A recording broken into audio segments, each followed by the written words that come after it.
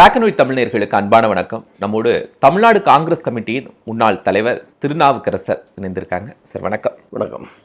நான் இன்னைக்கு இப்போ கேட்குறது அதிமுக, அது நீங்கள் இப்போ இன்னொரு பார்ட்டியில் இருந்தாலும் கூட உங்களுடைய துவக்க காலம் அதில் தான் நீங்கள் மிக உயர்ந்த பதவிகள்லாம் இளமையிலே இது பண்ணியிருக்கீங்க. எம்ஜிஆருடைய ரசிகராகவும் தொண்டராகவும் இருந்திருக்கீங்க. இன்னைக்கு அந்த கட்சியினுடைய மூமெண்ட்ஸ், அந்த கட்சியில் எம்ஜிஆர் தொண்டராக இருக்கவங்கெல்லாம் வெளியில் அனுப்பப்படுறது, குறிப்பாக செங்கோட்டையன், இதெல்லாம் எப்படி பார்க்குறீங்க? வெளிலேருந்து இப்போ எம்ஜிஆர் அந்த கட்சியினுடைய நிறுவனராக, பொதுச்சாளராக, தலைவராக இருந்து செயல்படும் போது அந்த கட்சியில் நான் இளைஞரணி செயலாளராக இருந்தேன்.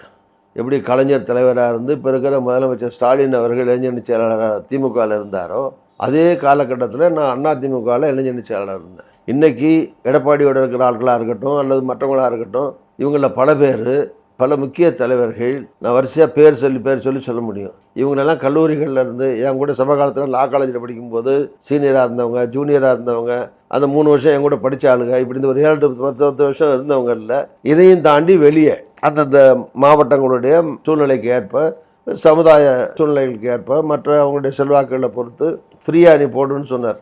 நான் போட்ட இளைஞரணி செயலாளர்கள் தான் பல பேர் காலத்தில் நான் ஜெயலலிதாட்ட எங்கள் கருத்து வேறுபாடு தனித்தனியாக இருக்கும்போது கூட பல பேர் அங்கேயே இருந்தாங்க. அதில் பல பேர் எம்எல்ஏ ஆனாங்க, எம்பி ஆனாங்க, மந்திரி ஆனாங்க, இன்றைக்கி முக்கிய தலைவர்களாக கூட பல பேர் இருக்காங்க. அதனால் அந்த கட்சி என்ன வளர்த்த கட்சி, நானும் அந்த கட்சியை வளர்த்துருக்கேன். அந்த அடிப்படையில் இப்போ எனக்கு அதிமுகவுக்கும் எனக்கும் சம்மந்தம் இல்லை. நான் இப்போ காங்கிரஸ் தலைவர்களில் ஒருத்தராக இருந்துக்கிட்டு அதிமுகவில் நடக்கிற அன்றாட விஷயங்களுக்கு கருத்து சொல்ல வேண்டிய அவசியம் எனக்கு கிடையாது. ஆயினும் நீங்கள் கேட்டதுனால அதிமுகவில் நடக்கிற இந்த சம்பவங்கள் மகிழ்ச்சிக்குரிய விஷயங்கள் அல்ல. மகிழ்ச்சிக்குரிய விஷயம் தான் எப்படி எடுத்துக்கிட்டிங்கன்னா, நான் திமுகவும் காங்கிரஸும் கூட்டணி, நான் ஒரு காங்கிரஸ் தலைவர், அந்த கட்சி பலவீனமானா எங்கள் கூட்டணிக்கு நல்லது தானே. எங்கள் கூட்டணி காங்கிரஸ் திமுக கூட்டணி பெரிய அளவுக்கு வெற்றி பெறும்னு சந்தோஷப்படலாம். ஆனால் ஒரு ஜனநாயக நாட்டில் மோடி சொல்கிற மாதிரி நான் காங்கிரஸ் இல்லாத ஒரு நாட்டை உருவாக்குவேன்னு தொடக்கத்தில் சொல்லிட்டு இருந்தார். அது மாதிரி இங்கே கூட்டணியே அல்லது ஒரு எதிர்கட்சி இல்லாத ஆளுங்கட்சி இருக்கணும்னு ஜனநாயக நாட்டில் எதிர்பார்க்கறது நல்லதில்லை. ஈவன் ஸ்டாலினை இப்படி எதிர்பார்க்க மாட்டார். அதனால் மற்ற கட்சிகள் தங்க விளக்காக இருந்தாலும் தூண்டுகோல் வேணும்பாங்க. அது மாதிரி ஆளுங்கட்சிக்கு ஒரு சிறப்பான எதிர்கட்சி தேவை. இருந்தால் தான் தவறுகளை சுட்டி காட்டவோ, நல்லது கெட்டதை சொல்லவோ, மக்களுக்காக குரல் கொடுக்கவோ, அதுக்கு ஒரு எதிர்கட்சி தேவை. அந்த எதிர்கட்சி ஒற்றுமையாகவும் பலமாகவும் இருந்தால் நல்லது தான். அப்படி இல்லாமல் அதிமுக இந்த சின்ன சின்ன சிதைவுகள், உடைவுகள்லாம் ஏற்பட்டுங்கிறது வருத்தத்துக்குரிய விஷயங்கள் தான். ஆனாலும் அதில் 2 பக்கமும் தவறு இருக்குது. செங்கோட்டையன் செய்யறதும் தவறு அப்படிங்கிறீங்க? இல்லை, செங்கோட்டையனாக இருக்கட்டும், மற்ற யாராக இருக்கட்டும், யாரெல்லாம் விலகி நிற்கிறாங்களோ அல்லது யாரையெல்லாம் அவர் நீக்கியிருக்காரோ, ஸோ அவங்க சைட்லையும் எடப்பாடி ஆங்கிள் அவர் கேட்டிங்கன்னா தானே காரணம் சொல்லுவார். ஏன் நீக்கிறேன்னு ஒருத்தர் அனாவசியம் நீக்க வேண்டியதில்லை இல்லை. பட் அவர் நடத்துகிற கட்சியை அவர் கட்டுப்பாடாக வச்சுக்கணுங்கிற போது சில நடவடிக்கைகளை ஒரு தலைவருங்கிற முறையில் அந்த கட்சியை நடத்துகிற தலைவர் அவர் இல்லை, எவர் இருந்தாலும் அது மாதிரி சில நடவடிக்கைகளை எடுக்க தான் வேண்டியிருக்கும், எடுப்பாங்க. அதனால் அவர் முற்றிலும் தவறுன்னு சொல்ல முடியாது. அதே நேரத்தில் அவர் செய்த பிற முற்றிலும் நியாயம்னு சொல்ல முடியாது. ஏன்னா இது மாதிரி பிரச்சனைகள் வரும்போது அவர் ஒன்றும் புரட்சி எம்ஜிஆரோ அல்லது ஜெயலலிதாவோ இல்லை, அந்த கட்சியில் தலைமையேற்று நடத்தக்கூடிய ஒரு வாய்ப்பு அவர் கிடைச்சிருக்குன்னு நடத்தியிருக்காரு.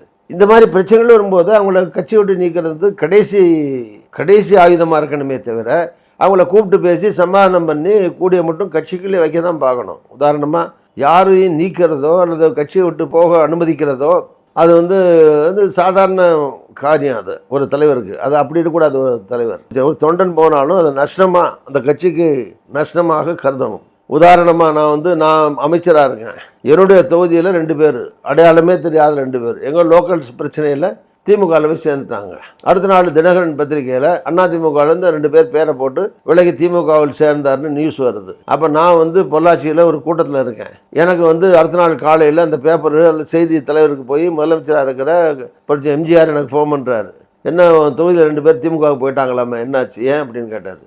அது முக்கிய செயல் கிடையாது. அதை சாதாரண 2 பேர்னா என்ன தெரில, உள்ளூர் சண்டையில் ஏதாவது போயிருப்பானுங்க, அங்கே ஏதாவது பிரச்சனை போட்டுருக்கு தெரில என்ன அப்படின்னா, நீ அங்கேருந்து பொள்ளாச்சியிலேருந்து நேராக அறந்தாங்கி போய் அந்த 2 பேரையும் திருப்பி கட்சியில் சேர்த்துட்டு தான் இங்கே வரேன் அப்படின்னாரு என்கிட்ட. நான் திருப்பி அடுத்த நாள் அங்கேருந்து ஊருக்கு போய் அவன் 2 பேரையும் தேடி பிடிச்சி கொண்டு வந்து உனக்கு என்னையா பிரச்சனைன்னு சொல்லி திருப்பி கட்சியில் அதிமுக சேர்ந்தார்கள் ஒரு அறிக்கை விட்டு சேர்த்து விட்டு தான் வந்தேன். இப்படிலாம் தலைவர்கள் இருந்திருக்காங்க. இருந்த கட்சி அந்த கட்சி. அதனால் யாரும் போகிறதில்லையோ விளக்கப்படுறதில்லையோ. தலைவருக்கு எல்லாரும் இருந்தால் பல்லமே தவிர ஆளு அவன் போயிட்டான் இவன் போயிட்டான் கூட இருக்கிறவன் எல்லாம் போயிட்டான்னு ஒரு சந்தோஷப்பட முடியாது ஒரு தலைவர். அதே நேரத்தில் கட்சியினுடைய தலைமைக்கு கட்டுப்பட்டும் அங்கே இருக்கவங்க செயல்படணும். அதுக்குள்ளே இருந்துக்கிட்டு நான் இவர் தலைமையை ஏற்றுக்க மாட்டேன்னு யாராவது சொன்னாலோ அல்லது ஒத்துழைப்பு கொடுக்கலைன்னாலோ அதையும் எப்படி ஒரு தலைவர் பொறுத்துக்கிட்டு டாலரேட் பண்ண தலைமைக்கு ஒத்துழைப்புக்கு என்ன காரணம் தலைமை சொல்லுதுன்னா திமுகவுடைய பி டீமா எல்லாரும் செயல்படுறாங்க. சரிங்க, அது வெளியே போன பிறகு பி டீம் சி டீம் இதெல்லாம் சகஜமா சொல்றாங்க. வெளியில அனுப்புறதுக்கு காரணமே திமுகவோடு நட்புறவு வச்சிருக்காங்க, திமுகவுடைய பி டீம், அதனாலதான் வெளில அனுப்பணும். இதுக்கெல்லாம் பதில் சொல்ல வேண்டிய அவசியம் எனக்கு கிடையாது. நான் என்ன சொல்றேன், இதுக்கெல்லாம் வந்து சம்மந்தப்பட்டவங்க தான் பதில் சொல்லணும். நான் சொல்றது ரெண்டு சைட்லேயும் பொதுவாக பார்த்தீங்கன்னா எதிர்கட்சி பலமாக இருக்கணும் அப்படின்னு சொல்லுவேன். அதில் இருக்கிற ரெண்டு சைட்லையும் கட்சி நடத்துகிறவங்களா இருக்கட்டும், கட்சியில் சண்டை போட்டு போனவங்களா இருக்கட்டும், நீக்கப்பட்டவங்களா இருக்கட்டும், ரெண்டு சைட்லேயுமே மிஸ்டேக் இருக்குது. இது என்னுடைய பார்வை. அதுக்குள்ளே யாரு கூட மிஸ்டேக், குறைச்சி மிஸ்டேக், இதெல்லாம் வந்து ஆய்வு பண்ண வேண்டிய எனக்கு அந்த இன்ஸ்பெக்ஷன் வேலை எனக்கு கிடையாது. அதனால் நான் சொல்லி ஆலோசனை சொல்லி அவங்க கேட்க வேண்டிய அவசியமும் அவங்களுக்கு கிடையாது. நான் ஒரு பொதுவாக காங்கிரஸ் தலைவராக கூட இல்லை, நாட்டில் குடிமகன்களில் ஒருத்தராக ஒரு 50 வருஷம் அரசியலில் இருக்கிற ஒரு அனுபவசங்கிற முறையில் என்னுடைய அபிப்பிராயத்தை அந்த கட்சி பற்றிய கட்சிகளுடைய பற்றிய அபிப்பிராயத்தை சொல்லனே தவிர இல்லை யார் நியாயமாக நடக்கிறாங்க, யார் அநியாயமாக நடந்துக்கிறாங்க, யார் தப்பு யார் சரி, அதுக்கு இவர் சொன்னதுக்கு என்ன பதில், அவர் சொன்னதுக்கு என்ன பதில், இதெல்லாம் நான் பதில் சொல்ல வேண்டிய அவசியம் எனக்கு கிடையாது. அது சம்மந்தப்பட்டவங்க தான் அதுக்கு பதில் சொல்லணும். அதிமுகவில் நிறைய மினிஸ்டர்ஸ் இருந்திருக்காங்க, நிறைய நிர்வாகிகள் இருந்திருக்காங்க. ஆனால் செங்கோட்டையன் அப்படிங்கிற நேம் ரொம்ப பரிட்சயமான நேமாக இருக்குன்னா, அதுக்குள்ள ஒரு லீடராக இருக்காரு அப்படின்னா நீங்கள் எதுன்னு நினைக்கிறீங்க? ஏன்னா உங்களுக்கு தெரிஞ்சவர் அப்படிங்கிறதுனால. நான் தான் சொன்னேன், 2 தொண்டர் போனதுக்கே தலைவர் அவர் கூட்டியாந்து சேர்த்துட்டு வானே என்ன சொன்னார்னு சொன்னேன். அப்படின்னா என்ன அர்த்தம்னா, சாதாரண தொண்டனே ஒரு கட்சிக்கு முக்கியம். திமுக இருக்கட்டும், அதிமுக இருக்கட்டும், காங்கிரஸ் இருக்கட்டும், எந்த கட்சியாக இருக்கட்டும், ஒரு கட்சியில் இருக்கிற அடிப்படை தொண்டர் கூட அந்த கட்சியிலேருந்து வெளியே போனாலோ வெளியேற்றப்பட்டாலோ அது அந்த கட்சிக்கு நல்லதில்லை. அப்படிங்கிற போது இப்போ செங்கோட்டையனுங்கிறவர் தொடக்க காலத்திலேருந்து இருந்த ஒரு முக்கியஸ்தர்களில் ஒருத்தர், தொடர்ச்சியாக மாவட்ட செயலாளராக தொடர்ச்சியாக எம்எல்ஏவாக இருந்து வர்ற ஒருத்தர், இப்போ எம்எல்ஏ இருக்கார்.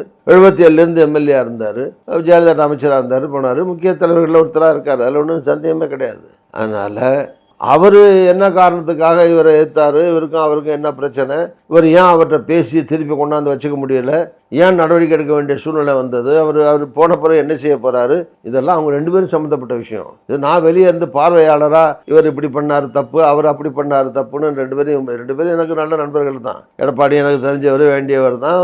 அதே மாதிரி செங்கோட்டையனும் என் கூட ஒன்றா இருந்து செயல்பட்டவர் தான், ஒன்றா இருந்தவங்க தான். இப்போ நான் ஜெயலலிதா அகிட்சி தலைவர், நான் அகிட்சி துணைத் தலைவராக இருக்கும்போது எடப்பாடி பழனிசாமி அப்போ 89 ஜெயிச்சு வந்து எம்எல்ஏ இருந்தார். அந்த 26 பேரில் அவரும் ஒரு எம்எல்ஏ. இப்போ ஜெயலலிதா சட்டசபைக்கு வரதில்லை, இப்போ நான் தான் துணைத் தலைவராக இருந்து செயல்பட்டுக்கிட்டு இருக்கேன். இப்போ எங்களோட தான் சேர்ந்து செயல்பட்டுக்கிட்டு இருந்தார், ஒன்றா தான் இருந்தோம். அதே மாதிரி ஜெயலலிதா அணின்னு இருக்கும்போது அதில் முக்கிய தலைவரில் ஒருத்தராக செங்கோட்டையாக இருந்தார், எல்லாம் சேர்ந்து தான் செயல்பட்டுக்கிட்டு இருந்தோம். தலைவர் காலத்தையும் ஒன்றா தான் இருந்தோம். ஸோ எல்லாம் வேண்டியவங்க, தெரிஞ்சவங்க, நண்பர்கள். இதுக்குள்ளே யாரையும் நான் தூக்கி பிடிக்க வேண்டிய அவசியமோ அல்லது யாரையும் விமர்சனம் பண்ண வேண்டிய அவசியமோ எனக்கு என்ன வந்தது? ஆனால் பொதுவான அபிப்பிராயம் என்னென்னா, என்னோட யாரும் ஒரு கட்சியிலேருந்து வெளியே போகிறதோ, ஒரு கட்சியில் ஒருத்தரை இழக்கிறதோ அந்த கட்சிக்கு நல்லதில்லை. அதே மாதிரி அந்த கட்சியில் இருக்கிறவங்களும் ஒரு கட்டுப்பாடு வரமுறையோடு எந்த கட்சியாக இருந்தாலும் செயல்படணும் அப்படிங்கிறதும் எழுதப்படாத ரெண்டுக்கும் சொல்லலாம் ஒரு சட்டம் அது. ஆனால் எல்லாரும் ஒரு கட்சியில் வந்து பிடிக்கலைன்னா, இப்போ நானே ஜெயலலிதாவுக்கும் எனக்கு கருத்துப்பாடு வந்து வெளியே போய் கட்சியாக ஆரம்பித்தேன். அதுக்காக ஒரு ஜனநாயக நாட்டில், சுதந்திர நாட்டில் வந்து அடிமையாக தான் இருக்கணும்னு அவசியம் கிடையாது. அப்படி இருந்தால் கட்சிகள் உடஞ்சே இருக்காது. சுபாஷ் சந்திர போஸே வெளியே போய் அகில இந்திய ஃபார்வர்ட் பிளாக் ஆரம்பித்தார், மகாத்மா காந்தி இருக்கிற போதே. அதே மாதிரி எத்தனை தடவை சுதந்திர கட்சியாக இருக்கட்டும், கம்யூனிஸ்டுகளாக இருக்கட்டும், கம்யூனிஸ்ட் ஒரே கம்யூனிஸ்ட் தானே இருந்தது. சிபிஐ சிபிஎம் எப்படி வந்தது? அந்த கட்சிகள்லேருந்து எத்தனை கட்சி வந்திருக்கு? டிஎம்கேல எத்தனை தடவை உடஞ்சி வந்திருக்கு? அதிமுக எத்தனை தடவை உடஞ்சி வந்திருக்கு? அதே மாதிரி எல்லா முஸ்லீம் லீக் எத்தனை தடவை உடஞ்சிருக்கு? உடையாத கட்சி கிடையாது, வெளியேறி கட்சி ஆரம்பிக்காத தலைவர்களும் கிடையாது. அதனால திகால இருந்தானே திமுக வந்தது, திமுகவில் இருந்தால் பல கட்சி. எதுக்கு சொல்கிறேன்னா, இந்த மாதிரி ஒரு கருத்து வேறுபாடு வரும்போது, தலைவர்களுக்கு இடையில் மோதல்கள் வர்ற போது வெளியே போகிறதோ கட்சி ஆரம்பிக்கிறதோ இதுவும் வந்து இதெல்லாம் புதுசு ஒன்றும் கிடையாது. எல்லாம் நடைமுறையில் கடந்த காலத்தில் இருக்கிற விஷயந்தான் அது. இப்போ எடப்பாடி பழனிசாமி திமுகவுடைய பி டீம் அவங்க செயல்பட்டதுனால தான் வெளில அனுப்பியிருக்கேன் அப்படின்னு அவர் சொல்லக்கூடிய கருத்தை நீங்கள் ஏற்றுக்கலை? நான் இல்லைங்க, ஏற்றுக்கிறேன், நீங்கள் தப்பாக சொல்லுங்கள். ஏற்றுக்கலைன்னு இல்லை, அதுக்கு அபிப்பிராயம் சொல்ல வேண்டிய விஷயம் எனக்கு கிடையாது. அது யாரை சொல்கிறாரோ அவர் தான். செங்கோட்டையன் சொன்னால் செங்கோட்டையன் தான் பதில் சொல்லணும், ஓபிஎஸ் சொன்னால் ஓபிஎஸ் தான் பதில், தினகரன் சொன்னால் தினகரன் தான் பதில் சொல்லணும். அவங்களுக்கு சார்பில் நான் என்ன பதில் சொல்ல முடியும்? நான் ஏன் பதில் சொல்லணும்? ஆனால் அதிமுக இப்படி உடைக்கிறது பாஜக தான் அப்படின்னு சொல்லிட்டு ஆளும் தரப்புல இருந்து சொல்றாங்க. அப்படி செய்யுமா ஒரு கட்சி? செய்ய அரசியல் என்ன தர்மஸ்தாபனம் நடத்துகிறாங்க? அரசியலுங்கிறதே வந்து சூழ்ச்சி எல்லாம் நிறைஞ்சதான் அரசியல். சாணக்கியத்தனம்னா என்ன? சாணக்கியத்தனம்னா சூழ்ச்சியும் சேர்ந்தது தான் சாணக்கியத்தனம்.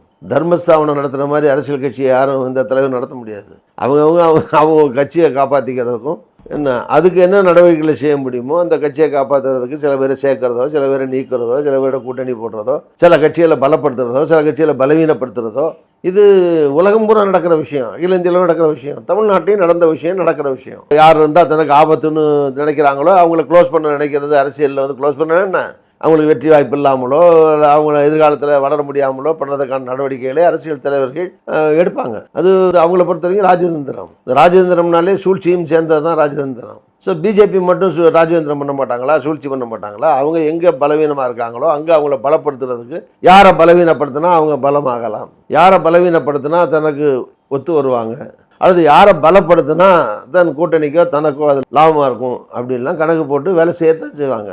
அதுக்குள்ளே போய் மாற்றனா மாற்றவும் பாடு அதுக்கு பண்ணுவாங்க. இல்லை எல்லா கட்சியும் உடச்சி இப்போ திமுக உடைச்சிட முடிஞ்சா முடியல இல்லை, ஏன்னா யாரும் மாட்டல இல்லை. அதில் யாராவது ரெண்டு போய் மாட்டினவனை வச்சுக்கிட்டு விளையாட்டு காலம் தான் செய்வாங்க. அது மாதிரி அவங்க முயற்சி பண்ண தான் செய்வாங்க. எல்லா அவருன்னு இல்லை, நான் தான் சொன்னேன், உலகம் பூரா அது ராஜேந்திரங்கிற பேரில் அரசியல் கட்சிகளில், அரசியல் கட்சி நடத்த தலைவர்களில் இந்த சித்து விளையாட்டுகள்லாம் எல்லாரும் பண்ணத்தான் செய்வாங்க. அதில் தப்பிச்சு வர கட்சிகள் வர வேண்டியதான், சிக்கிற ஆள் சிக்க வேண்டியது தான்.